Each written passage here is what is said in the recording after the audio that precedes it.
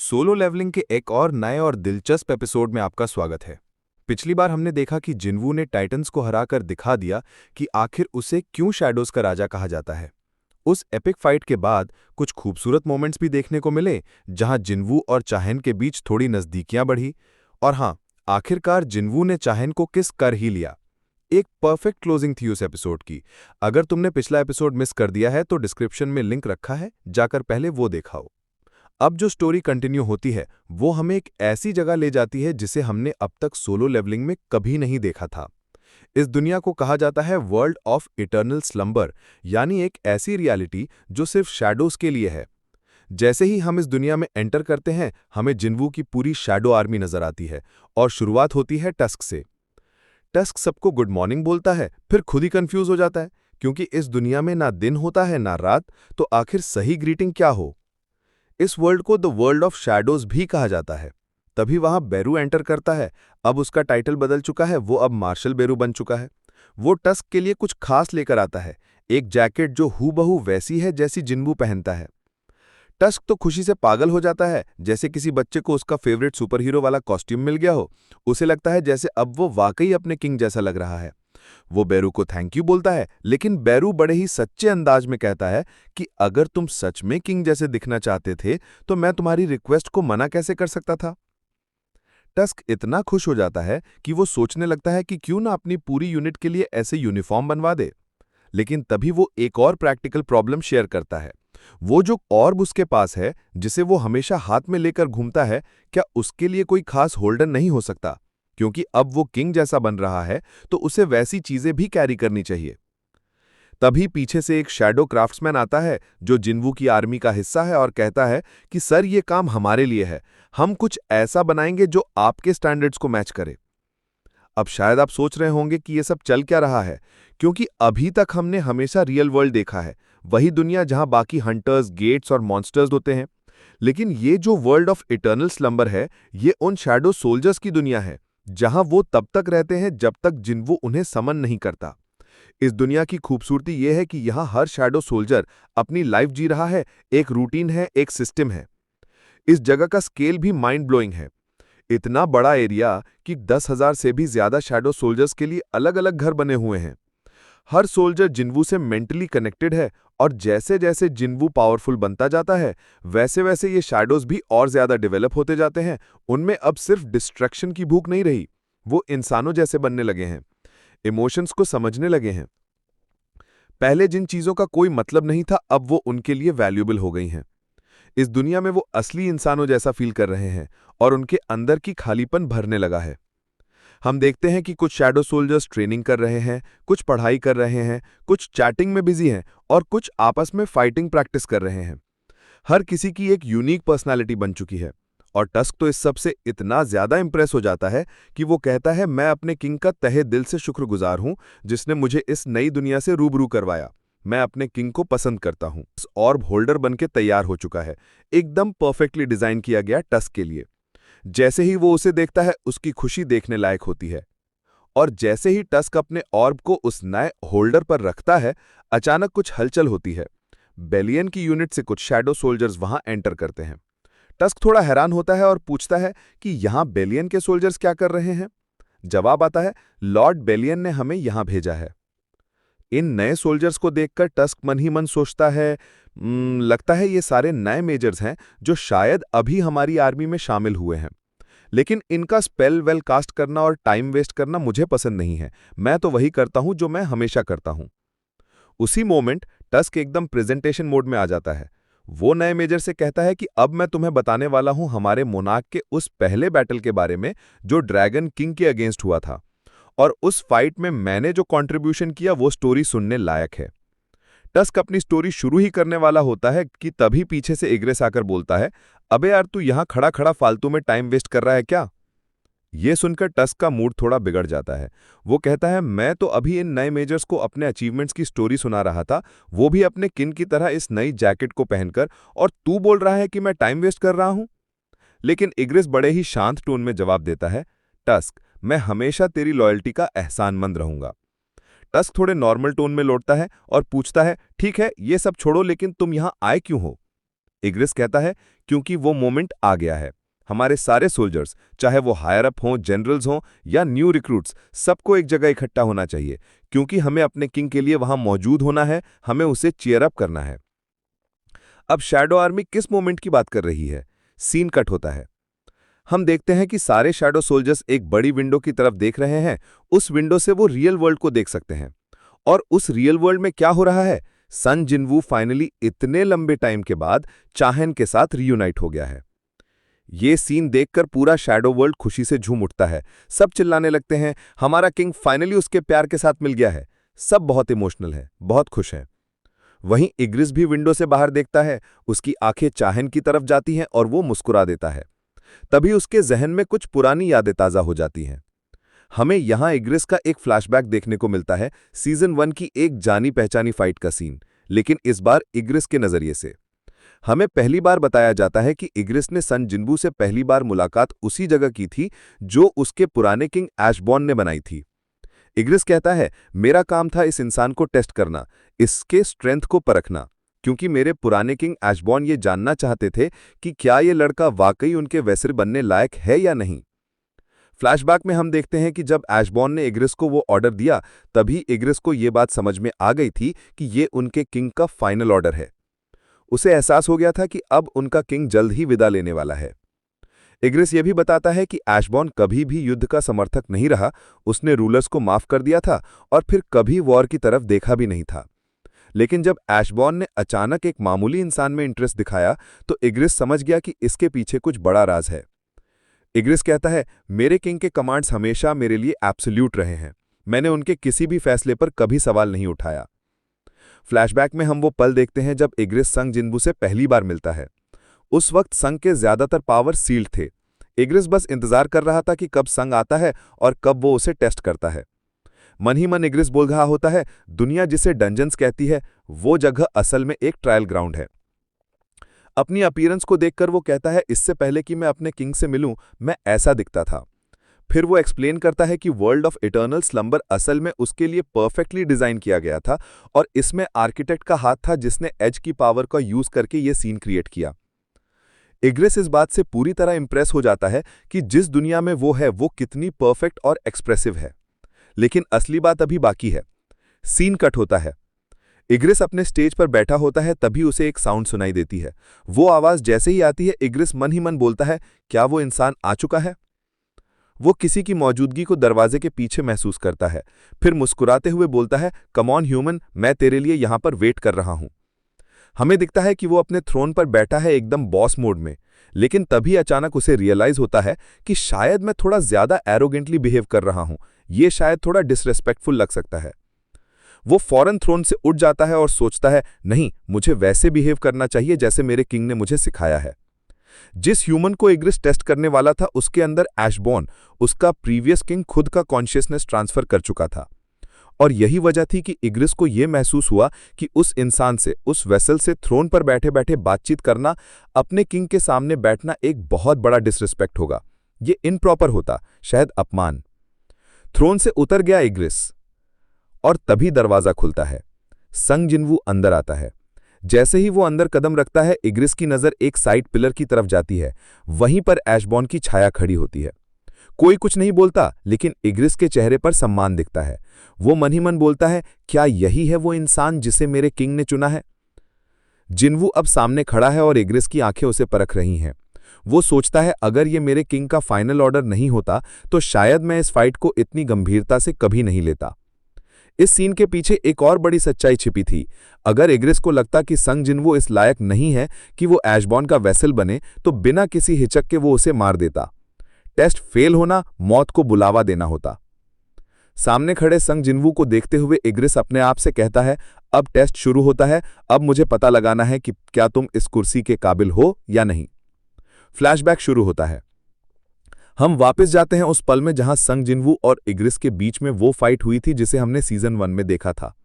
लेकिन इस बार फाइट के दौरान क्या इग्रिस सोच रहा था, वो हमें पहली बार दिखाया जा रहा है। शुरुआत में इग्रिस बेहद डिसअपॉइंटेड था। उसे जिनवू में वो स्किल, वो क्वालिटी, वो रॉयल प्रेजेंस दिखाई नहीं दे रही थी।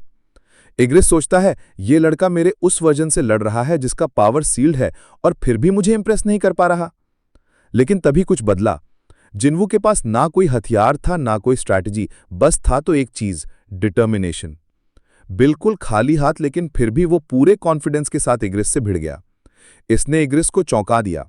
उसने कभी नहीं सोचा था कि कोई इंसान ऐसी हालत में, ऐसी कमजोर अवस्था में हार मानने के बजाय अपने दम पर लड़ने के लिए खड़ा हो सकता है। इग्रिस तब भी हार मानने वाला नहीं था। उसने जिन्वू को पटक पटक के मारना शुरू कर दिया। उसके शरीर की हालत खराब हो गई थी, लेकिन जिन्वू की आंखें, वही आंखें, इग्रिस को कुछ और ही कह रही थीं। ये तो मेरी हार है, इग्रिस के मन में आया। वो कहता है, क्या मैं इस कमजोर इंसान से हारने वाला हूं? और जब उसने जिन्वू की आंखों में देखा तो उसमें उसे किसी की झलक दिखी। वो झलक थी ऐशबॉर्न की। जिन्वू ने इग्रिस को हराया।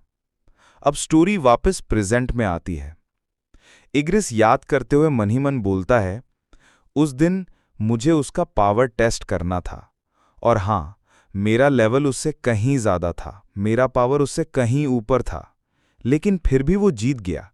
क्यों? क्योंकि शायद उस दिन मैंने अपना गार्ड डाउन कर दिया था। वो सोचता है, मैं उसे खत्म करने ही वाला था, लेकिन फिर उसने मेरे स्वॉर्ड को एक हाथ से रोक लिया और वहीं सब कुछ बदल गया। फ्लैशबैक चलता रहता है। इग्रिस खुद को बताता है, मैं उसका सर्वेंट बना, लेकिन उसने मुझे कभी नीचा नहीं दिखाया।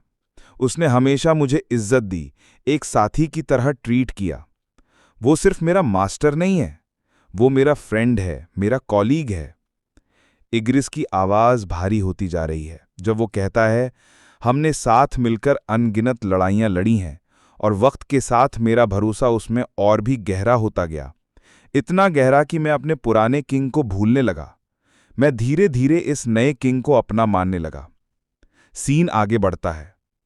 हम देखते हैं कि ऐशबॉर्न की ओरिजिनल आर्मी भी वापस आती है और जिन्वू को ज्वाइन करती है। बेलियन, जो अब ग्रैंड मार्शल है, वो भी शामिल होता है। सब कुछ परफेक्ट लगता है, लेकिन फिर इमोशंस इंसानों के पास ही नहीं, शैडोज के पास भी हैं। आपस में बहसें होती हैं, डिफरेंसेस आते हैं, कभी कभी क्लैश भी होता है।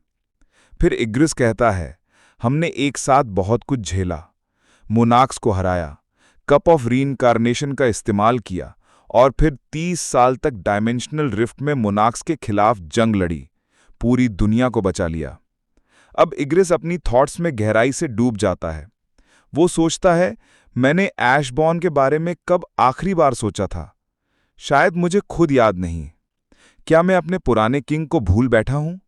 लेकिन तभी वो याद करता है, कप ऑफ रीइंकार्नेशन के बाद जब संग जिन्वू 10 साल पीछे गया था, तो जिन शैडो सोल्जर्स को उसने दोबारा बुलाया, वो सब भी अपने पुराने मेमोरीज भूल चुके थे। जैसे डोंगसुक, आयन, सब नॉर्मल ह्यूमन बन चुके थे। और शायद यही हुआ इग्रिस के साथ भी। वो कहता है, मेरे पास अब एक नया किंग है, शायद इसलिए मेरे लिए ऐशबॉर्न सिर्फ यादों में ही रह गया। और फिर वो रुक जाता है। उसकी आंखों में कुछ सवाल हैं, कुछ दर्द, कुछ अफसोस, लेकिन साथ ही एक शांति। धीरे धीरे इग्रिस को एहसास होता है कि वो अपने पुराने किंग को भूलता जा रहा है। लेकिन ये भूलना जबरदस्ती नहीं था, ये उस कनेक्शन का नेचुरल ट्रांसफर था जो पहले ऐशबॉर्न से जुड़ा था, अब संग जिन्वू से हो गया है। और इसी तरह वो खुद को रीडिफाइन करता है, I am not just his knight, I am his sword, I fight for him no matter what. अब कट होता है दूसरी तरफ, संग जिन्वू के पापा की तरफ। एक ऐसा इंसान जो एक मिशन के दौरान डायमेंशनल रिफ्ट में फंस जाता है और फिर रूलर्स उसे अप्रोच करते हैं। वो उसे ऑफर करते हैं ताकत, लेकिन एक शर्त पर कि वो शैडो मोनार्क की रक्षा करेगा। और फिर हम देखते हैं वो इमोशनल सीन जहां जिन्वू और उसके पापा सालों बाद मिलते हैं।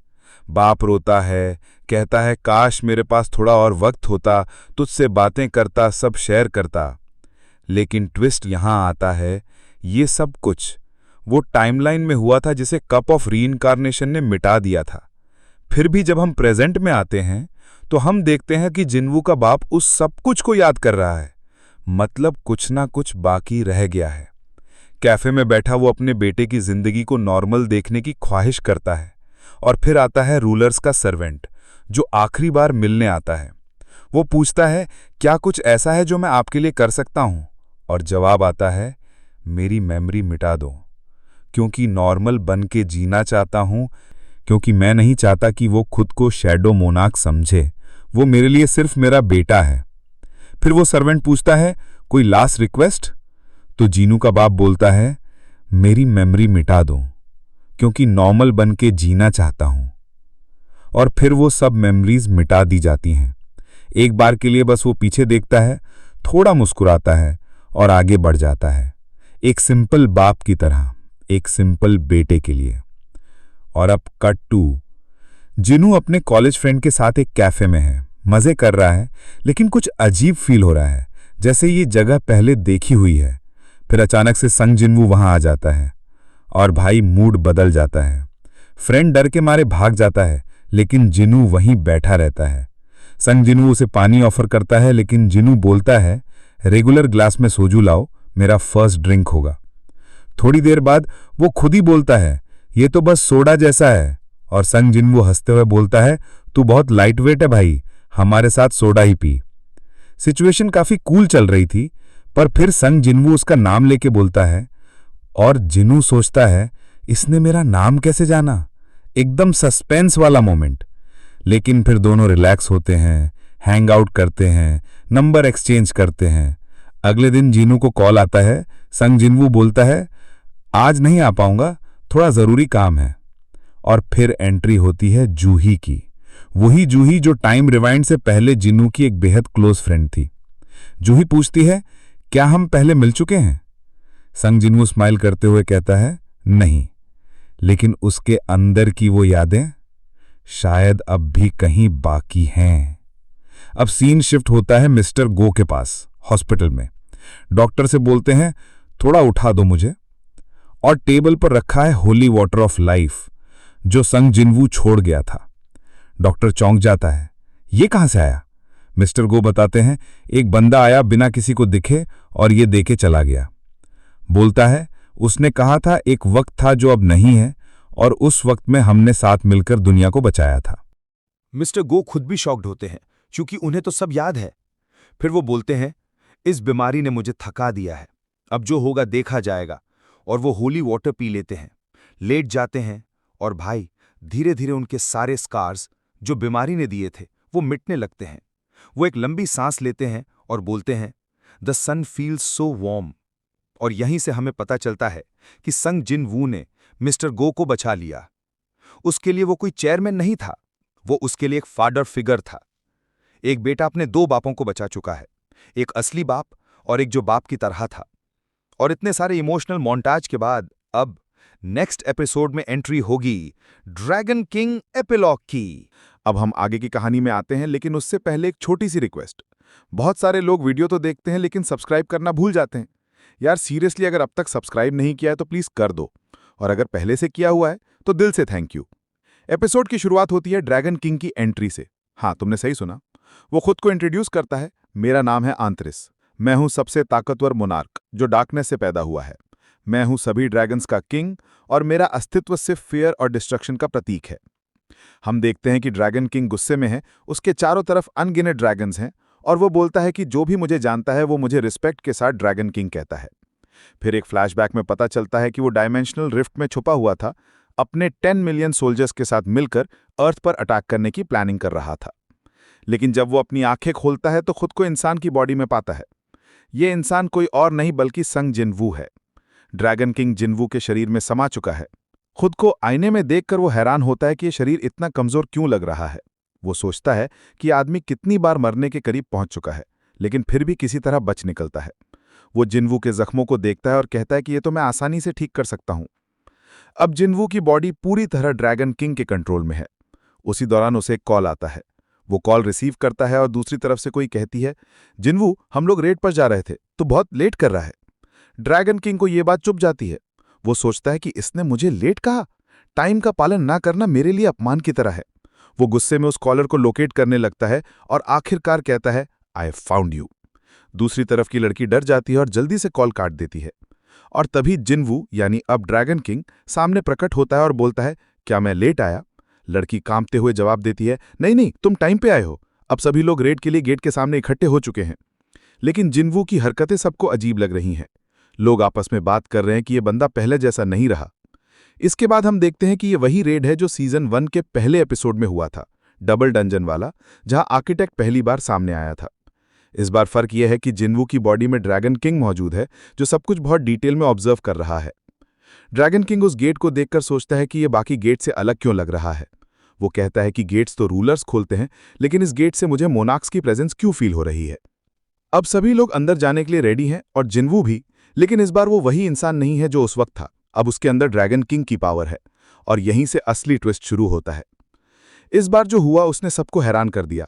हम देखते हैं कि संग जिनवू, जिसकी बॉडी अब पूरी तरह ड्रैगन किंग के कंट्रोल में है, अकेले सारे मॉन्स्टर्स को एक एक करके खत्म करता जा रहा है। उसकी मूवमेंट इतनी फास्ट हो गई है कि बाकी लोग उसकी हरकतें तक नहीं देख पा रहे। सभी हंटर उस पर नजरें टिकाए रह जाते हैं, जैसे उन्हें यकीन ही नहीं हो रहा हो कि जिन्वू अब वही इंसान है जो पहले इतना कमजोर था। लेकिन हकीकत यह है कि अब वो जिन्वू नहीं, अब उसके अंदर ड्रैगन किंग मौजूद है। सभी शॉक में हैं और धीरे धीरे सभी लोग आगे बढ़ने लगते हैं। चलते चलते वो पहुंचते हैं उस डबल डंजन के गेट के सामने, जहां से सीजन 1 की असली कहानी शुरू हुई थी। वही जगह, वही माहौल, लेकिन इस बार सब कुछ अलग है। वही गेट जहां पर पहले सब कुछ तबाह हो गया था, इस बार ड्रैगन किंग उसे घूरते हुए सोचता है कि पीछे जो बाकी हंटर हैं वो काफी नर्वस लग रहे हैं। और फिर वो खुद भी मानता है कि इस गेट के अंदर कुछ अलग ही एनर्जी है, कुछ बहुत खतरनाक छिपा हुआ है, और वो उसे खड़े खड़े महसूस कर सकता है। ड्रैगन किंग अपने हाथों से वो गेट खोलता है, और जैसे ही सभी अंदर जाते हैं एकदम से वहां की सारी टॉर्चेस जल जाती हैं। सभी चौंक जाते हैं। अब तक किसी ने ऐसा डंजन नहीं देखा था जहां अंदर पहले से इतना सब कुछ अरेंज हो, जैसे किसी मंदिर में कदम रखा हो। माहौल अलग ही वाइब दे रहा था। तभी जिन्वू कहता है कि चलो हम सब अलग अलग होकर इस जगह को एक्सप्लोर करते हैं। जैसे ही वो आगे बढ़ता है उसकी नज़र एक मैसिव स्टैचू पर जाती है। वो स्टैचू काफी इंप्रेसिव है, लेकिन ड्रैगन किंग तुरंत समझ जाता है कि असली बॉस ये नहीं है, असली खतरा कुछ और है जो बाकी किसी को दिख नहीं रहा। तभी वो एक पत्थर के स्लैब पर नजर डालता है जिस पर कुछ लिखा हुआ है। बाकी हंटर इसे पढ़ नहीं पा रहे, कोई बोलता है कि समझ में नहीं आ रहा क्या लिखा है। लेकिन ड्रैगन किंग हंसते हुए कहता है कि ये लोग इतने बेवकूफ है, इतनी सिंपल भाषा में लिखा है और पढ़ नहीं पा रहे। फिर वो खुद पढ़ता है, 1 you shall worship God, 2 you shall praise God, 3 you shall prove your faith to God. Dragon king मन में सोचता है कि ये सब लोग इन नियमों को फॉलो नहीं कर पाएंगे, और अगर नहीं कर पाए तो ये सब यहां से जिंदा नहीं निकलेंगे। अचानक जीना चिल्लाती है और कहती है, वहां देखो। सबका ध्यान जाता है उस मैसिव स्टैचू पर जो अपनी आंखों से लेजर बीम निकाल रहा है। लेकिन इस बार सामने संग जिनवू नहीं है, बल्कि ड्रैगन किंग है। और ड्रैगन किंग मुस्कुराते हुए कहता है कि तेरी इतनी हिम्मत कि तू मुझे इतने कम पावर में खत्म करने की कोशिश करे। तभी वो फ्लेम्स रिलीज करता है और एक ही झटके में उस पूरे स्टैचू को तबाह कर देता है। मुस्कुराता है और कहता है, now this is true power. उसका वो एक्सप्रेशन, वो स्माइल किसी भी हाल में जिन्वू जैसा नहीं लग रहा था। बिल्कुल नया, बिल्कुल खतरा। सबके होश उड़ जाते हैं। फिर आसपास मौजूद सारे गार्ड्स और पपेट्स जो स्टैचू की रक्षा कर रहे थे, एक साथ ड्रैगन किंग पर हमला कर देते हैं। और वो उन सबको देखकर बोलता है, यू एक्सेलेंट स्लो पपेट्स, चलो दिखाता हूं तुम्हें असली ताकत क्या होती है। ड्रैगन किंग एक और जबरदस्त फ्लेम रिलीज करता है और इस बार एक ही अटैक में सारे गार्ड्स को जलाकर राख कर देता है। अगर ये सब सीजन 1 में होता तो शायद सोलो लेवलिंग वहीं खत्म हो जाता। हर बार उसके अटैक के साथ इतनी इंटेंस एनर्जी निकल रही थी कि बाकी हंटर्स खुद डरने लगे थे। ऐसा लग रहा था कि अगर वो एक गलत मूव कर दें तो उसी की आग में भस्म हो जाएंगे। आखिरकार ड्रैगन किंग अकेले ही सबको खत्म कर देता है, पपेट्स, गार्ड्स और यहां तक कि उस मैसिव स्टैचू को भी। और फिर वो ठंडी आवाज में कहता है, बस इतना ही था, ये तो वार्म अप के लायक भी नहीं था। तभी वहां डबल डंजन का असली मास्टर आर्किटेक्ट सामने आता है। गुस्से में चिल्लाता है, तू है कौन? तूने मेरी सारी प्लानिंग बर्बाद कर दी। हमें पहले से पता था कि यह पूरा सेटअप ऐशबॉर्न के लिए तैयार किया गया था, ताकि संग जिनवू को एक परफेक्ट वेसल बनाया जा सके। लेकिन यहां जिनवू के अंदर अब ऐशबॉर्न नहीं बल्कि ड्रैगन किंग है, जिसने पूरी योजना को बर्बाद कर दिया। आर्किटेक्ट ड्रैगन किंग पर हमला करने की कोशिश करता है, लेकिन एक ही शॉट में ड्रैगन किंग उसे टुकड़ों में तोड़ देता है और कहता है कि शट अप, मैं यहां किसी नकली चीज से बात करने नहीं आया। मैं यहां उस असली छाया को ढूंढने आया हूं जो इस सबके पीछे है। इसके बाद ड्रैगन किंग चिल्लाकर कहता है, दिखाओ अपने आप को, यू कावर्ड। और तभी अंधेरे में से वो शख्स सामने आता है, शैडो मोनार्क ऐशबॉर्न। और वो कहता है, मोनार्क ऑफ डिस्ट्रक्शन, हमारी तकदीर में यही लिखा था, आज सब कुछ खत्म करना है। ड्रैगन किंग जवाब देता है, यस, यही मैं भी चाहता हूं। दोनों एक दूसरे की तरफ बढ़ते हैं और एक भयंकर क्लैश होता है। दोनों के अटैक्स इतने इंटेंस होते हैं कि पूरा डंजन हिल उठता है। लेकिन तभी संग जिनवू अचानक चिल्लाकर उठ जाता है अपने बेड से हाँ भाई, तुमने सही सुना, ये सब कुछ सिर्फ एक सपना था। वो हैरान होकर सोच रहा होता है कि अभी ये सब क्या था। तो जैसे ही जिन्वू अचानक चिल्लाकर उठता है, सीन वहीं कट हो जाता है। वो पूरी तरह पसीने से भीगा हुआ होता है और खुद से सवाल कर रहा होता है कि मैंने अभी ये किस टाइप का सपना देखा। और अब यहां से कहानी एकदम शिफ्ट हो जाती है। मैं जानता हूं तुम में से बहुत से लोग इस मोमेंट के बाद कंफ्यूज हो गए होंगे कि भाई ये क्या चल रहा है, क्या ये सब रियल था या बस एक विजन, एक सपना। लेकिन हाँ, ये सब एक सपना ही था। और अब कहानी हमें ले जाती है आगे, पूरे 10 साल बाद। अब हम एक नया चैप्टर शुरू करते हैं। 10 साल का टाइम स्किप हो चुका है और संग जिन्वू अब वैसा नहीं रहा जैसा वो पहले था। कोरिया में चीजें काफी बदल चुकी हैं और टाइम स्किप के बाद पहली बार हमें एक नया लोकेशन दिखता है, एक पुलिस स्टेशन। यहां हमारी मुलाकात होती है एक नए कैरेक्टर से, ली सीहान, एक यंग डिटेक्टिव जो अभी अभी पुलिस डिपार्टमेंट में पोस्ट हुआ है। वो अपनी सीट पर बैठा है और मन ही मन सोच रहा है कि जब से उसने यहां काम शुरू किया है, उसने एक अजीब सी अफवाह बार बार सुनी है। उस अफवाह में कहा जाता है कि इस पुलिस स्टेशन में एक ऐसा डिटेक्टिव है जिसे सब लोग घोस्ट के नाम से जानते हैं, क्योंकि वो ऐसे ऐसे क्रिमिनल्स को पकड़ लेता है जिनको पकड़ना बाकी पुलिस वालों के लिए तो बस एक सपना है। उसकी प्रेजेंस ही मिस्टीरियस है। वो बिना बताए आता है, बिना बताए गायब हो जाता है और अचानक से खतरनाक क्रिमिनल्स को पकड़कर वापस भी लाता है। कोई नहीं जानता वो कहाँ जाता है, कब आता है। सिर्फ इतना पता है, उसका अरेस्ट रेट है 200%। मतलब वो सिर्फ अपने केस सॉल्व नहीं करता, दूसरों के केस में भी घुसकर क्रिमिनल्स को पकड़ ले आता है। ली सीहान ये भी सोचता है कि एक और अफवाह है। उस घोस्ट डिटेक्टिव को प्रमोशन ऑफर किया गया था, लेकिन उसने ठुकरा दिया, क्योंकि उसे रैंक या पोजीशन की परवाह नहीं, वो सिर्फ अपने मिशन पर फोकस करता है। इसी दौरान एक सीनियर ऑफिसर आता है और सीहान से कहता है, टेंशन मत लो, आज तुम्हारा पहला दिन है, ये लो चाय पी लो, थोड़ा रिलैक्स हो जाओ। सीहान चाय लेते हुए मन में सोचता है कि उसे बताया गया था कि आज से उसका काम एक बहुत ही सीनियर डिटेक्टिव के साथ शुरू होने वाला है। नाम है डिटेक्टिव संग। तभी वही ऑफिसर बोल पड़ता है, डिटेक्टिव संग, अरे वही घोस्ट। और फिर स्क्रीन पर एंट्री होती है संग जिन्वू की। हाँ, वही जिन्वू जिसे हम पहले एक हंटर के रूप में जानते थे। अब वो एक डिटेक्टिव बन चुका है। उसका पूरा लुक चेंज हो गया है। 10 साल बाद का जिन्वू पहले से ज्यादा हैंडसम, ज्यादा स्ट्रांग और बिल्कुल नए अंदाज में नजर आता है। उसके बालों का स्टाइल, उसका फेस, सब कुछ अब कहीं ज्यादा मैच्योर है। वो ऑफिसर की तरफ देखता है और मजाक में कहता है, डेविल आ गया है। फिर सीहान की तरफ देखता है और पूछता है, ये नया है? ऑफिसर जवाब देता है, हाँ, ये है ली सीहान। जिन्वू उसकी कॉलर पकड़ लेता है और कहता है, आज से मैं तुझे कुछ नए लेसन्स देने वाला हूं।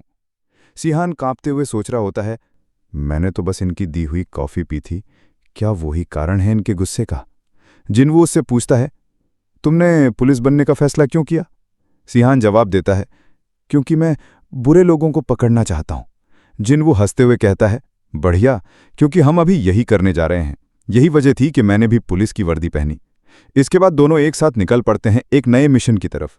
और सीहान मन ही मन सोचता है, मुझे अब भी विश्वास नहीं हो रहा कि मैं उस घोस्ट डिटेक्टिव के साथ हूं जिसके बारे में मैंने बस कहानियां सुनी थीं। कुछ दिन जिन्वू के साथ काम करने के बाद सीहान की हालत खराब हो जाती है। थकान, प्रेशर और ट्रेनिंग की इंटेंसिटी से वो उठ भी नहीं पा रहा। वहीं दूसरी तरफ जिन्वू को मजा आ रहा है। उसे यह सब सिखाना अच्छा लग रहा है और उसके चेहरे पर एक रियल टीचर वाली मुस्कान होती है। फिर हम देखते हैं कि जिन्वू अपने कंप्यूटर पर कुछ केस वर्क कर रहा है। उसी वक्त एक महिला और पहले केस की एंट्री, एक आत्महत्या। लड़की का नाम था सियोजिन। पुलिस रिपोर्ट कहती है सुसाइड। हाथ की नसें कटी हुई थीं, बाथटब में खून ही खून, फिंगरप्रिंट्स भी उसी के थे।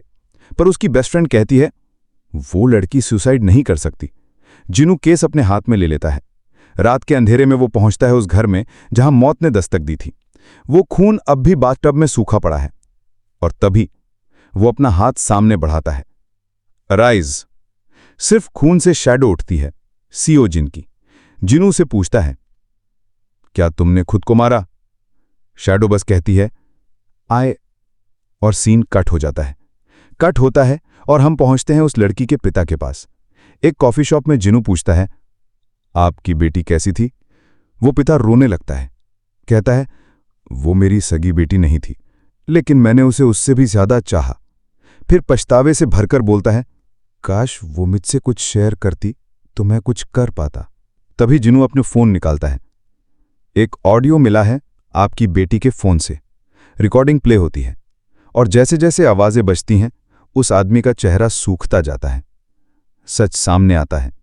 सियोजिन ने आत्महत्या की, लेकिन वजह सिर्फ डिप्रेशन नहीं था। उसका बाप, वो जिसने कहा था कि वो उससे भी ज्यादा प्यार करता है, वही उसकी सबसे बड़ी तकलीफ था। बचपन से ही उसने अपनी बेटी को मेंटली और फिजिकली अब्यूज किया, इतना ज्यादा कि वो अंदर से टूट गई थी। और जब वो घर छोड़कर चली गई तो वो बाप फिर से टेक्स्ट करता रहा, मैं तुम्हें मिस करता हूं, वापस आ जाओ। पर वो प्यार नहीं था, वो गिल्ट की एक नकली परत थी जो अब ज्यादा देर छुपी नहीं रह सकी। जिनू सब समझ चुका था। सियोजिन ने खुद को नहीं मारा, उसकी आत्मा को तो उसके बाप ने बहुत पहले ही मार दिया था। सब कुछ जैसे थम गया था। मैंने उसे उन रिकॉर्डिंग्स की सच्चाई सुनाई तो वो आदमी हंसते हुए बोला, तुम ये सब सुनाकर क्या साबित करना चाहते हो? पुलिस ले आओ, हथकड़ी पहनाओ, मुझे ये सब नाटक क्यों दिखा रहे हो? लेकिन जिनू चुप नहीं रहा। उसने कहा, तेरे पास 2 चॉइसेस हैं, या तो अपने सारे गुनाह कबूल करके खुद को कानून के हवाले कर दे, या फिर दूसरी चॉइस। उस आदमी ने पूछा, और वो क्या है? जिनू मुस्कुराया और बोला, दूसरी चॉइस का मतलब है कीमत चुकाना, एक ऐसी कीमत जिससे तुम कभी उभर नहीं सकोगे। वो आदमी पहली बार डरता है, लेकिन तब तक बहुत देर हो चुकी थी। जिन्होंने उसे उस जगह से बाहर निकाल लिया, उस कॉफी शॉप से नहीं, इस दुनिया से। वो उसे एक अल्टरनेट डिमेंशन में ले गया, एक ऐसी जगह जहां ना कोई कानून चलता है, न दया। जिन्होंने कहा, ये वो दुनिया नहीं है जिसमें तू रहता है, ये मेरी दुनिया है, इसे मैंने बनाया है, ये है टेरिटरी ऑफ इटर्नल रेस्ट। वो आदमी घबरा गया, चारों तरफ देखा, कोई नहीं, बस सन्नाटा, अजीब सी ठंडी हवा और छाया। तब जिनू की आवाज गूंजी, यहां से कोई बाहर नहीं जा सकता बिना मेरी इजाजत के। वो आदमी हड़बड़ाया, दौड़ने लगा, लेकिन तभी शैडो सोल्जर्स उसे घेर लेते हैं। फिर वो हमला शुरू करते हैं, क्रूरता से, दर्द से, कोई दया नहीं, कोई रुकावट नहीं। आखिरकार वो वहीं ढेर हो गया, एक ऐसी जगह में जो किसी रियल वर्ल्ड के रूल्स को नहीं मानती। सब खत्म होने के बाद सियोजिन की शैडो बाहर आती है। वो जिनो की तरफ देखती है और धीरे से कहती है, माय किंग, थैंक यू। जिनो बस मुस्कुराता है और कहता है, क्या मैं तुम्हारे लिए कुछ और कर सकता हूं? सियोजिन की आत्मा बस एक चीज चाहती थी, अपनी बेस्ट फ्रेंड के लिए एक आखिरी मैसेज। अगले ही सीन में जीनो पुलिस स्टेशन लौटता है और सियोजिन की बेस्ट फ्रेंड को एक छोटा सा गिफ्ट बॉक्स देता है। वो कहता है, ये तुम्हारे लिए था, सियोजिन ने तुम्हारे बर्थडे के लिए तैयार किया था। लेकिन वो इसे तुम्हें देने से पहले वो चुप हो जाता है। लड़की उस बॉक्स को खोलती है, उसमें कार्ड होता है, हैप्पी बर्थडे। आंखों में आंसू आ जाते हैं। जीनो मन ही मन सोचता है, अगर उस दिन उस टेक्स्ट से 1 घंटे पहले कुछ और होता, शायद सियोजिन आज जिंदा होती, शायद वो दोनों साथ में बर्थडे सेलिब्रेट कर रही होती। उस शाम जीनो और संगजिनू एक साथ बैठते हैं। जीनो थोड़े झिझकते हुए कहता है, इस बार मैं जीना को प्रपोज करने वाला हूं। संगजिनू हैरान हो जाता है। जीनो रिंग निकालकर दिखाता है, तुम्हें क्या लगता है, ये उसे पसंद आएगी? संगजिनू मुस्कुराते हुए कहता है, मुझे नहीं पता वो हाँ कहेगी या ना, लेकिन तुम जैसे हो वैसे रहो, खुद को प्रूव करने की जरूरत नहीं है, तुम एक अच्छे इंसान हो और बस यही काफी है। जीनो की आंखें भर आती हैं। वो उठकर संगजिनू को गले लगा लेता है। टेबल गिर जाता है, खाने की प्लेट्स टूटती हैं, लेकिन उन्हें फर्क नहीं पड़ता। उस गले में दोस्ती थी, दर्द था और उम्मीद भी। उधर संगजिनू अपने घर लौटता है। चाह हाय इन और उसका बेटा दरवाजे पर उसका इंतजार कर रहे होते हैं। हाँ, अब संगजिनू एक परिवार वाला इंसान है। 10 साल बाद, एक लंबी यात्रा के बाद उसने शांति पाली है। लेकिन शांति के इस छोटे से कोने में भी शैडोज की गूंज बनी रहती है। रात में वो देखता है कि बिलियन और एग्रिस आपस में लड़ रहे हैं। एक कहता है, मैं उसे तलवार चलाना सिखाऊंगा। दूसरा कहता है, तू क्या जाने एजुकेशन क्या होता है। संगजिनू चुपचाप मुस्कुराता है, फिर दोनों को डांटते हुए कहता है, पहले उसे चलना तो सीखने दो। अगले दिन पुलिस स्टेशन में वाइस कैप्टन जोंग इंजोल उसे बुलाता है। वो बूढ़ा हो चुका है, चेहरा थका हुआ है। वो संगजिनू को एक फोल्डर देता है। सियोजिन के पिता अचानक गायब हो गए हैं, कोई सीसीटीवी फुटेज नहीं, सब कैमरे एक साथ बंद हो गए थे। तुम्हें कुछ पता है? संगजिनू बिना पलक झपकाए कहता है, मुझे कुछ नहीं पता। जोंग इंजोल फिर काट देता है, चेयरमैन गो की हालत बहुत नाजुक है, वो आखिरी बार तुमसे मिलना चाहते हैं। संगजिनू चुपचाप काट लेता है। और हम कट करते हैं हॉस्पिटल सीन पर। चेयरमैन गो वेंटिलेटर पर हैं, बहुत कमजोर लेकिन होश में। संगजिनू आता है। गो इशारे से कहते हैं, मास्क उतारो। मास्क उतरता है और वो बोलते हैं, मैंने तुम्हें बहुत ढूंढा, फाइनली अब तुम मिले हो। संगजिनू फिर से होली वाटर ऑफ लाइफ पेश करता है, लेकिन चेयरमैन गो मना कर देते हैं। तुमने जो 10 साल मुझे दिए उसमें मैं सब कुछ कर चुका हूं जो मुझे करना था, अब एक आखिरी इच्छा है। उस दुनिया को दिखाओ जहां हम साथ लड़े थे, उस दुनिया को जो मेरे दिल में बसी थी पर याद नहीं रही। संग जिनो चुप हो जाता है। वो जानता है वो दुनिया डरावनी थी, वो खून और मौत की थी, लेकिन ये एक आखिरी रिक्वेस्ट थी, अपने सबसे पुराने साथी की।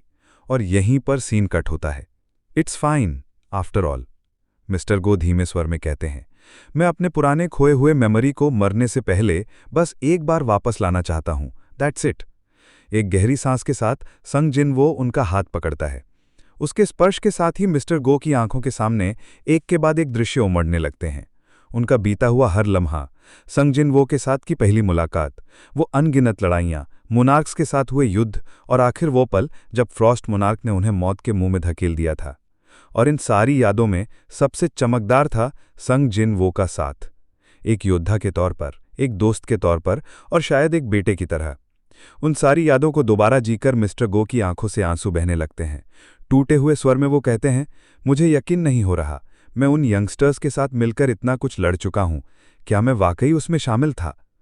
वो बाहर खिड़की की ओर देखते हैं, धूप हल्की सी उनके चेहरे पर पड़ती है।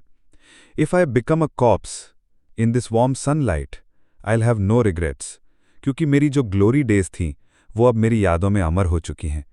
इतना कहते कहते उनकी आंखें बंद हो जाती हैं। वो मुस्कुराते हैं और एक हल्की सी सांस के साथ ही पासेज अवे। मौसम शांत था, लेकिन अंदर संग जिन वो के मन में तूफान उठ रहा था। उसने एक बार फिर से मिस्टर गो को खो दिया था। वो उनके बगल में बैठता है, नजरें उन पर टिकाए हुए बस इतना कह पाता है, आप एक हीरो थे, वो योद्धा जिसने सबके लिए, सबके साथ मिलकर आखिरी दम तक लड़ा, और उस लड़ाई में वीर गति को प्राप्त हुआ। हम आपको कभी नहीं भूलेंगे। वो आवाज भारी थी, क्योंकि मिस्टर गो सिर्फ एक दोस्त नहीं थे, वो संग जिन वो के लिए एक पिता समान थे। सीन धीरे धीरे फेड होता है। अब कैमरा दूसरी तरफ कट करता है। संग जिन वो बाहर निकलता है हॉस्पिटल से, उसकी जेब में वो कार्ड है, उसकी यादों में मिस्टर गो। तभी फोन की घंटी बजती है। चा हाय इन कॉलिंग। संग जिन वो कॉल उठाता है। क्या हुआ? चा हाय इन की घबराई हुई आवाज आती है। सुहू, सुहू उड़ रहा है। एक सेकंड के लिए संग जिन वो चुप हो जाता है। उड़ रहा है मतलब? हाँ, सच में वो उड़ रहा है। कट टू एक सीन जहां छोटा सुहू हवा में इधर उधर गोल गोल घूम रहा है, बेबी सुपरमैन की तरह। चा हाई इन परेशान, घर की चीजें तोड़ चुकी हैं। पीछे से जीनो, जो हल्का सा पी रखा है, मजाक उड़ाते हुए बोलता है, भाई ये तो बहुत ही वियर्ड है, एक बच्चा जो हमारे घर से निकला और अभी से उड़ रहा है, इसको तो पैदाइश से पहले ही कहीं ट्रेंडिंग में भेज देना चाहिए था। चा हाई इन फोन पर चीखते हुए बोलती है, मैं क्या करूं अब? संग जिन वो हंसते हुए जवाब देता है, डोंट वरी, मैं आता हूं और मैं उसे उड़ना भी सिखाऊंगा। चा हाई इन चौंक जाती है, तुम्हें उड़ना आता है? वो मुस्कुराते हुए कहता है, मैंने तुम्हें ये कभी बताया नहीं। सीन वहीं सॉफ्टली फेड हो जाता है, लेकिन इमोशनल टून अभी बाकी है। हॉस्पिटल में डॉक्टर आता है और मिस्टर गो के निधन की पुष्टि करता है। उनकी सांसें थम चुकी हैं, लेकिन उस चेहरे पर एक शांत मुस्कान है। नैरेशन बैकग्राउंड में संग जिन वो की आवाज आती है, When the autumn comes, the winter would follow. But then spring would bloom again. Every world has a beginning and an end. And after the end comes a new beginning. इसी के साथ हम देखते हैं संग जिन वो कॉल पर बोलता है, मैं आज जल्दी घर आ रहा हूं। कट टू घर का सीन। हर चीज अस्त व्यस्त है, कुर्सियां उल्टी, दीवार पर गिलास चिपका हुआ, फ्लावर वेस्ट टूटा पड़ा है। सुहू हवा में उड़ते हुए खिलखिला रहा है। में जाते हैं एक नए सीन की तरफ, जहां जेजू आइलैंड की कहानी को बेरू के पॉइंट ऑफ व्यू से दिखाया जाता है। बेरू फ्लैशबैक में बताता है कि कैसे क्वीन को खाने की कमी हो रही थी, जिसके चलते उनके बच्चे एक दूसरे को खा रहे थे। उन्हें एक नए इलाके, एक स्ट्रांग सोल्जर और एक लीडर की जरूरत थी। यही सब सोचते हुए बेरू अपने जन्म को याद करता है और कहता है कि वो पैदा ही हुआ था लड़ाई और कत्लेआम के लिए। दुनिया के सारे क्रीचर उससे डरते थे, लेकिन एक इंसान था जिसने उससे डर नहीं दिखाया, और वो था संग जिन वो, उसका किंग। यही फ्लैशबैक खत्म होता है और हम वापस प्रेजेंट टाइम में आते हैं, जहां बेरू को अब संग जिनवू का बेटा सुहू डरता नहीं, बल्कि उसे देखकर बहुत खुश होता है। वो उसके पीछे पीछे भागता है। बेरू जहां उड़ता है, सुहू वहीं जाता है। बेरू खुद सोचने लगता है कि ये लिटिल किंग मुझे हमेशा फॉलो क्यों करता है। तभी इनक्रेडिस आता और कहा है कि ये तो ऑब्वियस है कि वो तुझसे बहुत ज्यादा प्यार करता है, और क्यों ना करे। तू एक विशालकाय एंट है जो उड़ सकता है, चल सकता है, बोल सकता है। कोई भी बच्चा तुझे देखकर एक्साइटेड हो जाएगा। बेरू थोड़ा कंफ्यूज हो जाता है और खुद से सवाल करता है कि क्या सिर्फ इसलिए उसे पसंद किया जा रहा है। उसकी शक्ल उस वक्त देखने लायक होती है, क्योंकि यही बेरू है जो कभी दुनिया के लिए खतरा था और आज एक छोटे बच्चे के पीछे पीछे घूम रहा है। अब कहानी एक और इंटरेस्टिंग टर्न लेती है जब बेरू टेलीपोर्ट करके शैडो वर्ल्ड यानी इटर्नल स्लंबर की दुनिया में चला जाता है, जहां सारे शैडोज रहते हैं। वहां एक सोल्जर बेरू से कहता है कि मार्शल आ चुका है और हमें अपने प्लान में थोड़े चेंजेस करने होंगे। असल में वो लोग संग जिनवू के 30वें जन्मदिन के लिए एक सीक्रेट स्टैचू बना रहे थे, लेकिन अब बेरू चाहता है कि उसमें थोड़े और बदलाव किए जाएं ताकि वो और भी परफेक्ट लगे। बेरू खुद सजेशन देता है कि कौन सी जगह को कैसे एडजस्ट किया जा सकता है, और जो आर्टिस्ट काम कर रहा है वो कहता है कि हाँ सर, ये बदलाव स्टैचू को और भी शानदार बना देंगे। लेकिन प्रॉब्लम है टाइम की, क्योंकि जिन्वू का बर्थडे बहुत नज़दीक है। इसलिए अब वो लोग तय करते हैं कि डेमन कैसल से कुछ डेमन्स को बुलाकर काम करवाया जाए ताकि जल्दी से जल्दी सब कुछ तैयार हो जाए। वहीं दूसरी तरफ कहानी फिर से शिफ्ट होती है जब हम 3 संदिग्ध लोगों को देखते हैं जो एक कार में बैठे हुए हैं और जिन्वू के घर के बाहर पहुंचे। उनके इरादे साफ नहीं लगते और यहीं पर एपिसोड एक सस्पेंस के साथ खत्म हो जाता है। तो भाई अब कहानी एकदम सीरियस मोड पर पहुंच चुकी है। पिछली बार हमने देखा कि संग इन हो अब एक पुलिस ऑफिसर बन चुका है और वो उन क्रिमिनल्स को पकड़ रहा है जिनके हाथ खून से सने हुए हैं। लेकिन उसकी यही ईमानदारी अब उसकी फैमिली के लिए खतरा बन गई है। कुछ लोग जो पहले क्रिमिनल ऑर्गेनाइजेशन का हिस्सा थे, जिनको संग इन्होंने जेल भिजवाया था, वो अब बदला लेने के लिए उसके घर तक पहुंच चुके हैं। उनका इरादा साफ है, उसकी बीवी चाइन और बेटा सुहू को मार डालना। इन तीनों ने पहले ही प्लान बना लिया था, और जैसे ही उन्हें पता चलता है कि ऑफिसर दिन के वक्त घर पर नहीं रहता, ना ही घर के बाहर कोई सिक्योरिटी है, कोई बॉडीगार्ड्स, कोई सीसीटीवी कैमरा, तो उन्हें मौका एकदम परफेक्ट लगता है। वो खुद सोचते हैं कि इतना बड़ा पुलिस ऑफिसर और घर की सिक्योरिटी जीरो, जैसे इन्हें खुद ही बुलावा दे रहा हो, और इसी सोच के साथ वो तीनों संग इन्हों के घर की ओर बढ़ते हैं। लेकिन जैसे ही वो घर के अंदर दाखिल होते हैं, उनका लीडर नोटिस करता है कि उनके साथ जो 2 बंदे और आए थे वो गायब हो चुके हैं। तभी वो बाकी बचे बंदे से पूछता है कि हम 4 थे ना, बाकी 2 कहाँ गए? और तभी बेरू पीछे से प्रकट होता है। उसकी एंट्री एकदम साइलेंट लेकिन टेरिफाइंग होती है, और इससे पहले कि वो कुछ समझ पाते, बेरू उन 2 बंदों को साइलेंटली खत्म कर चुका होता है। मेन बॉस का मुंह बेरू पकड़ लेता है और धीरे से बोलता है, चिल्लाना मत, अभी अभी मेरा लिटिल किंग सोया है, मैं नहीं चाहता उसकी नींद खराब हो। यहां से हमें पता चलता है कि बेरू अब सिर्फ एक शैडो सोल्जर नहीं रहा, वो इमोशंस फील करता है। वो कहता है, मेरे किंग ने मुझ पर भरोसा किया है और उनका बेटा भी मुझसे जुड़ चुका है, मैं उन्हें डिसअपॉइंट नहीं कर सकता। और इसी सोच के साथ वो सारे इंट्रूडर्स को खामोशी से खत्म कर देता है, बिना सुहू की नींद खराब किए। इसके बाद कहानी वापस जाती है इटर्नल स्लंबर की दुनिया में, जहां स्टैचू प्रोजेक्ट अब पूरा हो चुका है। डेमन कैसल से बुलाए गए डेमन्स यानी एसेल और उसका बाप, जो पहले फैमिली से कट चुके थे, अब इस मिशन में जुड़ चुके हैं। स्टैचू बन चुका है और वो सीन एकदम सिनेमैटिक है। संग जिनवू अपने बेटे को गोद में उठाए हुए है, हाथ में डैगर लिए, एक रॉयल स्टैचू जो प्यार, सुरक्षा और ताकत तीनों को दर्शाता है। बेरू स्टैचू को देखकर थोड़ा इमोशनल हो जाता है और सोचता है कि क्या मेरे किंग को ये तोहफा पसंद आएगा। तभी हम देखते हैं कि सुहू भी बेरू के साथ उस शैडो वर्ल्ड में पहुंच चुका है, और जैसे ही वो स्टैचू को देखता है उसकी आंखें चमक उठती हैं। वो बहुत खुश है, और उस मोमेंट में बेरू बोलता है, एक दिन हमारा लिटिल किंग इस लैंड में आएगा और तब उसे इस गिफ्ट का सही मतलब समझ में आएगा। अब इस प्यारे से मोमेंट के बाद कहानी में आता है टाइम स्किप। करीब 3-4 साल बीत चुके हैं और हम सीधे पहुंचते हैं सुहू के स्कूल में। टीचर्स ने उसकी मां चाइन को स्कूल बुलाया है। उनके हाथ में कुछ ड्राइंग्स हैं जो सुहू ने बनाई थी। जब चाइन पूछती हैं कि क्या हुआ, तो टीचर्स बताती हैं कि उन्होंने बच्चों से अपने दोस्तों की तस्वीरें ड्रॉ करने को कहा था। बाकी बच्चों ने अपने क्लासमेट्स को बनाया, लेकिन सुहू ने बना दिया एंट को, वो विशालकाय एंट जो उड़ सकता है, बोल सकता है और जो हर वक्त उसके साथ होता है।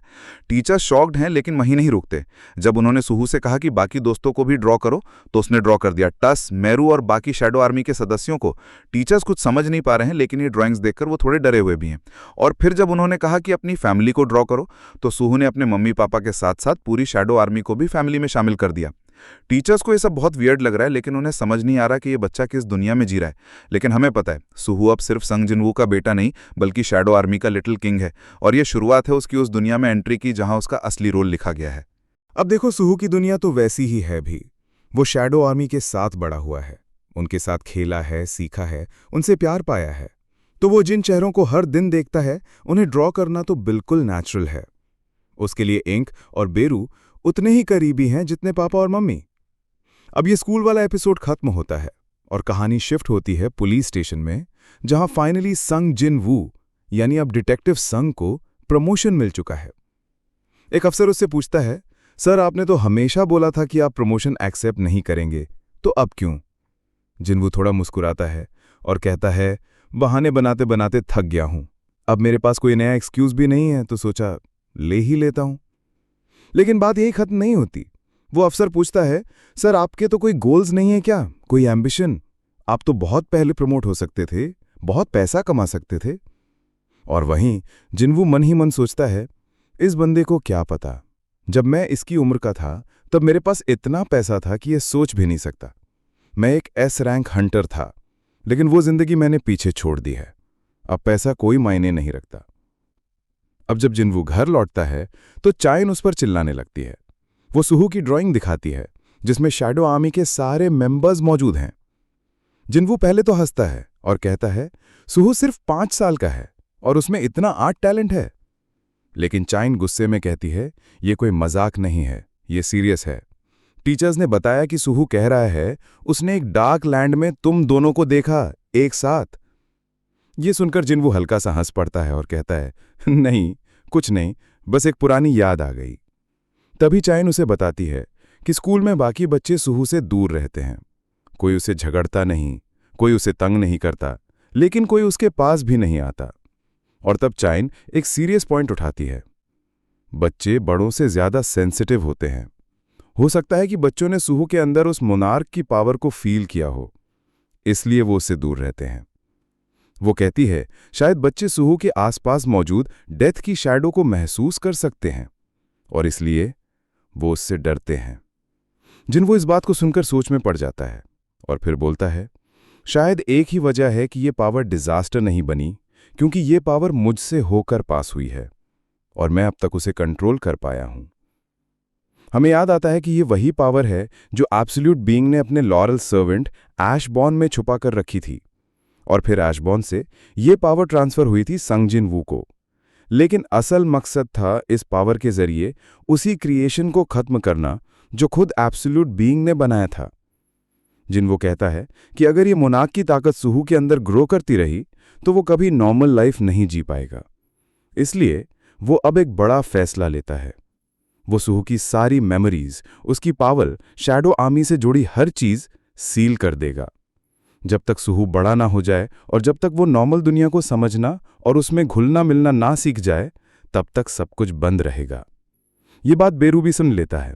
वो चुपचाप खड़ा था और जब वो ड्राइंग देखता है जो सुहू ने उसके लिए बनाई थी, तो जिन्वू वो ड्राइंग उसे दे देता है। बेरू उसे देखता है और उसकी आंखों में आंसू आ जाते हैं। बेरू, जो कभी लोगों के लिए मौत की परछाई था, आज एक मासूम बच्चे की याद में रो रहा है। फिर वो जिन्वू से पूछता है कि क्या मैं बस एक बार मेरे लिटिल किंग से गुड बाय कह सकता हूं। जिन्वू दरवाजा खोलता है। बेरू सुहू को देखता है और बस देखता रह जाता है, आंखों में आंसू लिए, एकदम शांत, कोई शब्द नहीं, बस एक साइलेंट अलविदा। बेरू रो रहा है, सच में रो रहा है। सुहू गहरी नींद में था, लेकिन जैसे ही बेरू ने उसके सामने झुककर कहा माय लिटिल किंग, तो सुहू की नींद में हलचल हुई और उसने नींद में ही कहा कैप्टन। बेरू की आंखें भीग गईं। वो बोला it was an honour serving you, और मैं उम्मीद करता हूं कि हम फिर मिलेंगे। फिर उसने जो कहा वो किसी पिता जैसा लगा। प्लीज ठीक से स्टडी करना, अपना ध्यान रखना। जब तक मैं तुम्हारे साथ नहीं हूं तब तक खुद का ख्याल रखना। उसके बाद वो चुपचाप चला गया और तभी जिन्वू ने अपना हाथ उठाया और एक पल में सुहू की सारी यादों को सील कर दिया। सारी ताकत, सारी कहानियां, सब कुछ, बस एक सुकून भरी नींद बची थी उसके अंदर। अगली सुबह एक नई दुनिया में आंख खुलती है। वो अब बच्चा नहीं रहा। वो हाई स्कूल में कदम रख चुका है। वही स्वैग, वही आंखों में तेज जो उसके पिता की थी। वो अब बड़ा हो चुका है। उसका चेहरा सधा हुआ है, चाल में आत्मविश्वास है, लेकिन कुछ है जो अब भी अधूरा है। एक खालीपन, एक स्मृति जो कहीं धुंध में छिपी हुई है। स्कूल में उसका पहला दिन कुछ खास नहीं लगता। वो सबको देखता है लेकिन खुद को उसमें फिट होते हुए महसूस नहीं करता। तभी अचानक एक अजीब सी एनर्जी उसे महसूस होती है, जैसे कोई भूली हुई चीज वापस लौट रही हो, लेकिन वो कुछ समझ नहीं पाता। वो सोचता है कि शायद इंटरनेट कैफे जाके थोड़ा रिलैक्स कर ले, लेकिन जैसे ही क्लास से बाहर जाने की कोशिश करता है, दरवाजा नहीं खुलता। और फिर वो देखता है हर जगह टाइम रुक चुका है। हर कोई स्टॉप हो चुका है। बाहर सब फ्रीज हो चुका है। एक डर, एक सन्नाटा और एक मिस्टीरियस गेट उसके क्लासरूम में खुल चुका है। वो बस इतना कहता है, ये क्या है? ऐसा तो मैंने पहले कभी नहीं देखा। और यहीं से वो कहानी फिर से शुरू होती है, एक ऐसे बच्चे की जो सब कुछ भूल चुका है, लेकिन जिसे किस्मत दोबारा याद दिलाने वाली है कि वो कोई आम लड़का नहीं, वो है शैडोज का वायरस। मम ने कहा था, मैं अपने डैड जैसा हूं। सुहू के चेहरे पर एक हल्की सी झलक थी, गर्व की और थोड़ी सी बेचैनी की भी। उसके सामने खड़ा था एक गेट जो नॉर्मल नहीं था, क्लास के अंदर खुला हुआ एक पोर्टल, जैसे हकीकत में किसी गेम का लेवल स्टार्ट होने वाला हो। वो थोड़ा रुका, पर फिर अपने बैग को एक साइड रखा और उस गेट में दाखिल हो गया। अंदर का माहौल पूरी तरह बदल चुका था। सामने एक नई दुनिया थी, अजीब, गूंजती हुई, जैसे पुरानी पत्थर की दीवारों वाला कोई कैसल हो। एक भारी सन्नाटा उसके चारों तरफ मंडरा रहा था। और फिर जब वो पलटा, देखा कि जिस गेट से वो अंदर आया था, अब वो बंद हो चुका था। उसके मुंह से सिर्फ एक वाक्य निकला, What was that? अब पीछे लौटने का कोई रास्ता नहीं था। उसने अपनी टॉर्च निकाली और धीरे धीरे आगे बढ़ने लगा। हर कदम के साथ सामने कुछ ना कुछ नया उभर रहा था। पुराने जमाने के हथियार, तलवारें, ढालें, गॉन्टलेट्स। जैसे ही वो एक वेपन के करीब जाता, सामने एक वर्चुअल पैनल प्रकट होता, उस हथियार के नाम, स्पेशलिटी, लेवल और हिस्ट्री के साथ। वो देखता गया, पढ़ता गया और धीरे धीरे उसके चेहरे पर हैरानी साफ दिखने लगी। ये सब कुछ गेम जैसा क्यों लग रहा है? उसके सामने एक ऐसा सिस्टम था जिसमें हर हथियार का एक लेवल, एक रैंक, एक स्टैट सेट था। उसे समझ आने लगा था कि ये जगह महज एक कैसल नहीं, एक टेस्टिंग जोन है। उसे यहां ना सिर्फ सर्वाइव करना है, बल्कि ग्रो भी करना है। आगे बढ़ते हुए उसने एक वेपन उठाया, एक बेसिक केमिस्ट डैगर। उस पर नाक सिकोड़ते हुए बोला, ऐसा बेकार सा डैगर कौन यूज करता होगा? पर वो आगे बढ़ता गया और कुछ हथियार देखकर उसकी आंखें चमक उठी। Black armour suits, defence shields, घातक क्लॉज। उसने एक गॉन्टलेट उठाया और धीरे से बुदबुदाया, things are getting interesting now. जैसे ही उसने एक गॉन्टलेट पहना, सामने की गलियों में हलचल शुरू हो गई। भारी भरकम आवाजों के साथ लोहे और पत्थर के बने सोल्जर्स जागने लगे। वो पलटा और देखा, दर्जनों नहीं, सैकड़ों सोल्जर्स उसकी ओर बढ़ रहे हैं। क्या ये कोई कैसल का बेसमेंट है? उसने खुद से पूछा। जैसे ही पहला सोल्जर अटैक करता है, सुहू अलर्ट हो जाता है। अपने नए गॉन्टलेट का यूज करते हुए वो डॉज करता है, फिर उल्टा अटैक करता है और 2 सोल्जर्स को गिरा देता है। तभी सामने स्क्रीन पर एक नोटिफिकेशन फ्लैश होता है, लेवल अप। उसके चेहरे पर एक हल्की सी मुस्कान थी। पर इससे पहले कि वो राहत की सांस लेता, पूरे हॉल में और भी सोल्जर्स जाग उठते हैं, इतनी संख्या में कि गिनना मुश्किल हो जाए। वो चारों तरफ से सुहू को घेर लेते हैं और तब शुरू होती है एक एक्शन सीक्वेंस जो किसी भी एनिमे का हाईलाइट बन सकती है। सुहू एक के बाद एक सोल्जर को गिराता है। वो डॉज करता है, काउंटर करता है, गॉन्टलेट की मदद से दुश्मनों को हवा में उछाल देता है। पूरे सीक्वेंस में उसका स्टैमिना गिरता है, लेकिन उसका कॉन्फिडेंस बढ़ता जा रहा है। अगर मैं सारे सोल्जर्स को हरा दूं, तो क्या मेरा लेवल और बढ़ेगा? वो खुद से सवाल करता है, लेकिन उसका शरीर जवाब देने में बिजी है, क्योंकि वो सचमुच हर एक सोल्जर को सिंगल हैंडेडली हरा रहा है। जब लड़ाई थमती है तो उसके चारों तरफ बस टूटे हुए आर्मर, बिखरे हुए हथियार और धूल उड़ा रही शांति होती है। वो सोचता है, मैं लेवल 1 पर था, फिर भी मैं इन सबको हरा पाया। ये कैसे मुमकिन है? फिर उसकी नज़र अपने गॉन्टलेट पर जाती है। एक नीली चमक, एक ऊर्जा जो शायद उसके असली पावर की सिर्फ एक झलक थी।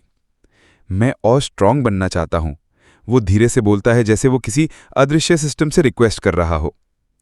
इसके बाद वो चलता है और पहुंचता है एक मैसिव गेट के सामने। उस गेट के पीछे बैठा है एक फिगर, लंबा, काले आर्मर में 2 आंखों से निकलती ठंडी रोशनी, इग्रिस। वो चुपचाप बैठा है, लेकिन उसकी मौजूदगी हवा को भारी बना देती है।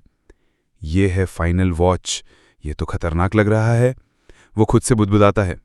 जैसे ही गेट खुलता है, इग्रिस बिना एक सेकंड गवाए अपनी तलवार उठाता है और दौड़ता है। सुहू एक कदम पीछे हटता है, कहता है, मुझे उसे पहले अटैक करना होगा। पर वो अपनी लाइन भी खत्म नहीं कर पाता। क्लैश! इग्रिस एक ही बार में उसे हवा में उछाल देता है। ब्लैक स्क्रीन, सब कुछ ब्लर। और जब अगली बार सुहू की आंख खुलती है तो वो फिर से उसी जगह पर खड़ा होता है, शुरू वाली जगह पर। वो चौंक जाता है, मैं वापस यहीं हूं और मैं जिंदा हूं। अब उसे सब समझ आने लगता है। ये एक सिस्टम है, एक गेम स्टाइल ट्रेनिंग ग्राउंड, जो उसे हर बार फेलियर के बाद दोबारा जीने का मौका देता है। इस बार वो बदल जाता है। अब वो एक नया वेपन नहीं, बल्कि 7-8 हथियार उठाता है। वो जानता है कि कौन सा सोल्जर कब अटैक करेगा, वो जानता है कि अगला बॉटलनेक क्या है, और वो जानता है कि इग्रिस उसे इंतजार कर रहा है। पर उसका लेवल अभी सिर्फ 19 है। क्या मैं इस लेवल पर उसे हरा सकता हूं? वो खुद से सवाल करता है और जवाब में वो आंख बंद करके तैयारी करने लगता है। और तब से कहानी असली रूप लेती है। सोल्जर्स की भीड़ बढ़ती जाती है। एक के बाद एक वो सभी सोहू पर टूट पड़ते हैं, लेकिन अब वो हर सोल्जर को सिंगल हैंडेडली गिरा रहा था। एनिमेशन इतना इंटेंस है कि देखने में ही वक्त थम जाए ऐसा लगता है। हर वार के साथ उसका लेवल बढ़ता है, हर जीत के साथ वो ज्यादा ताकतवर बनता है। और यहीं उसे समझ आता है कि ये पूरा सिस्टम उसी के लिए डिजाइन किया गया है, एक गेम की तरह जहां दुश्मन बार बार आते हैं और हर बार तुम ज्यादा स्ट्रांग बनते हो। उसकी आंखों में चमक आ जाती है, जैसे उसे अब ये फॉर्मूला समझ में आ गया हो। दुश्मनों के अनगिनत वेव्स को वो हंसते हुए काटता जाता है एक के बाद एक। और फिर एक खास नोटिफिकेशन पैनल उसके सामने आता है, you have reached the required level to become a player. उसके पास दो ऑप्शन होते हैं, या तो वो इसे एक्सेप्ट करे या छोड़ दे। और सोहू बिना टाइम लिए उसे एक्सेप्ट कर लेता है। अब उसके सामने एक नई टाइटल क्वेस्ट ओपन होती है। कुछ गेट्स खुलने वाले हैं, ढेर सारे मैजिक बीस्ट्स आने वाले हैं और टाइमर रन करेगा। जितनी देर तक वो इन मॉन्स्टर्स को सर्वाइव करता है, उतना ज्यादा उसका लेवल बढ़ता है।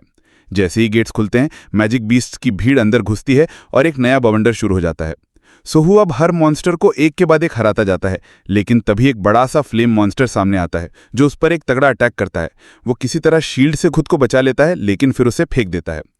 अब इन चीजों की जरूरत नहीं, वो कहता है। वो अपना स्वॉर्ड यूज करता है और एक ही स्लैश में मॉन्स्टर को खत्म कर देता है। और जैसे ही खत्म करता है, वो बोलता है, लगता है इसकी भी जरूरत नहीं। वो स्वॉर्ड भी छोड़ देता है। फिर वो एरो लेता है, कुछ और बीस्ट्स को उससे खत्म करता है और फिर उसे भी फेंक देता है। वो धीरे धीरे हर वेपन को छोड़ता जाता है। आखिर में उसके पास सिर्फ गॉन्टलेट बचता है। और उस गॉन्टलेट को उतारते हुए वो कहता है, man only needs to fight with his fists. तभी एक नोटिफिकेशन आता है, योर क्लास फाइटर। अब वो सिर्फ फाइटर नहीं, सोल स्ट्राइकर बन चुका है और इसका लेवल सीधे 70 तक पहुंच चुका है। उस पावर को लेकर वो फिर से उस गेट की तरफ बढ़ता है जहां पहले वो हार चुका था। वही इग्रिस अब भी वहां बैठा है, एकदम शांत मगर खतरनाक स्वैग में। सोहू इग्रिस को देखता है और बोलता है, तो तुम मेरे लिए वेट कर रहे थे। अब उसकी आंखों में डर नहीं, सिर्फ आग थी। अब मैं तुम्हें दिखाता हूं कि मैं क्या कर सकता हूं। और यहीं पर दोनों आमने सामने खड़े हो जाते हैं। इग्रिस अपनी तलवार निकालता है, सोहू अपने फिस्ट्स क्लेंच करता है और फिर वो दोनों एक दूसरे की तरफ भागते हैं, लेकिन रुकते हैं क्योंकि ये फाइट इतनी बड़ी है, इसे यहीं खत्म नहीं किया जा सकता। बाकी का सब अगले वीडियो में। और हां, इस बार कमेंट जरूर करना, वरना इग्रिस खुद आके पूछेगा, तुमने देखा लेकिन कुछ बोला क्यों नहीं। चलो, मिलता हूं अगले पार्ट में।